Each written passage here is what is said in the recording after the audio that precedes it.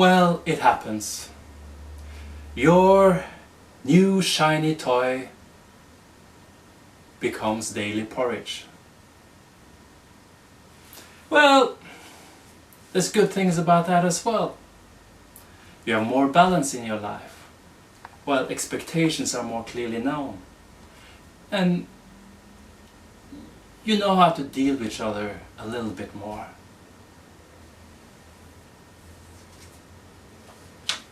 So, we're going to talk about long-term poly relationships. And one of the first things is to define what long-term means. And the mono definition is forever, every day, excluding all others. But it looks very different when you are 19 years old than when you are 60 years old. I mean, for a 19-year-old, a long-term relationship could be 1 year. When you're approaching 60, maybe a long-term is something that's 20 years. And so we have to look at what perspective we have. And another thing is to look at, I mean, in our world we have to sort of, it's easy to measure how long a relationship is, but it's harder to measure how deep it is, or how wide it is. So you might want to say that length is not the only thing. And I would like you to ask, what does length mean to you? And what other factors is it that make a relationship worthwhile? Some of the things that might be good to do when you are building trusting and reliable relationships is perhaps to let each other go.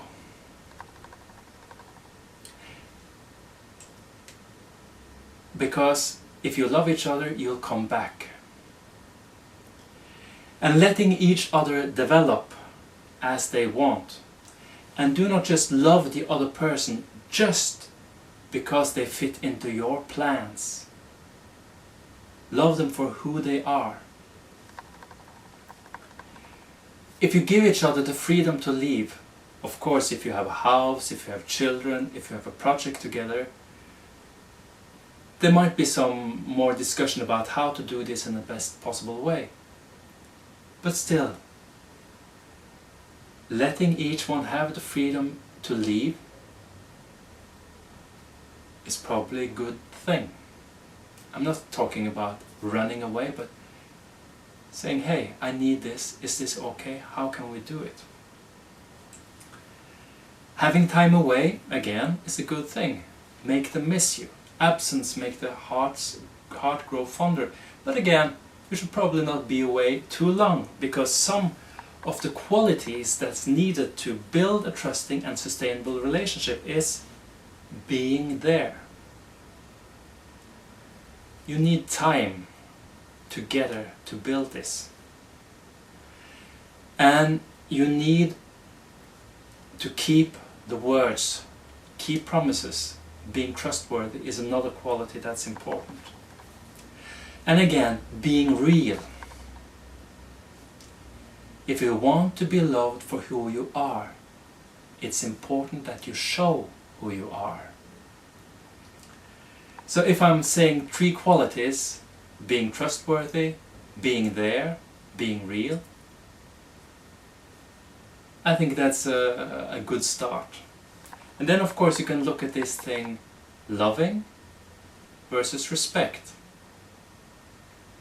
But love is such a strange animal. And well,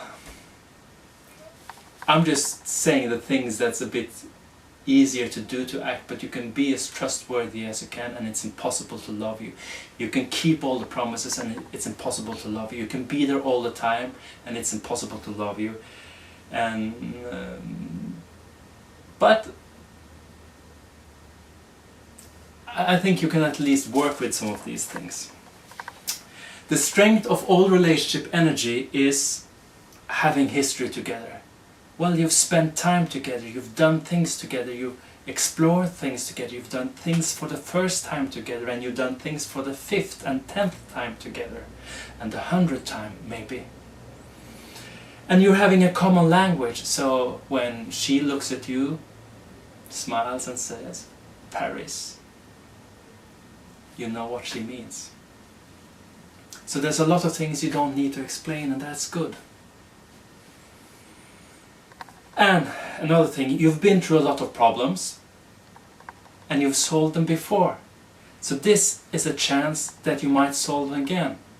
The first time you as a relationship ran into a problem, you didn't just go "Wah!" and run away.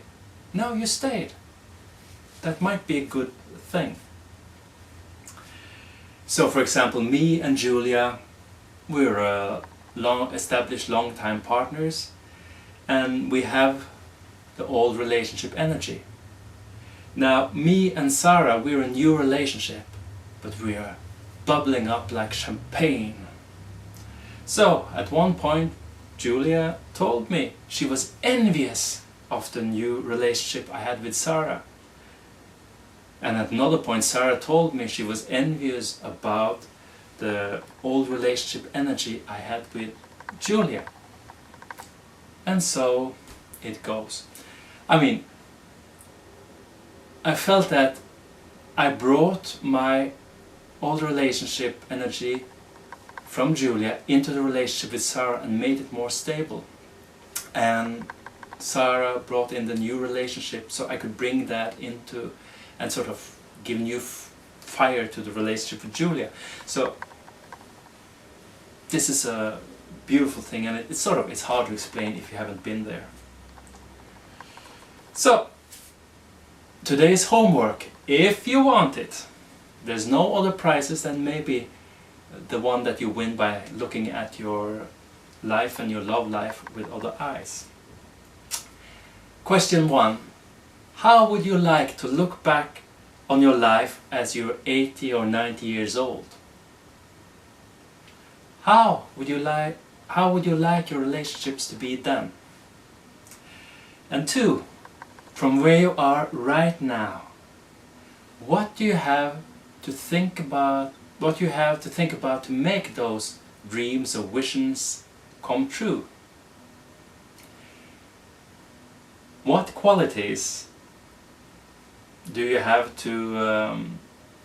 What qualities do you think that you already have that will help you grow long-term poly relationships? And which one do you think you still have to develop? Write it down. You might publish your thoughts on the internet somewhere. Somewhere you feel safe and somewhere you think that there might be a good discussion. Or you might invite your loved one, your loved ones, or the people you might want to have relationships to a meeting and talk about this. Have fun.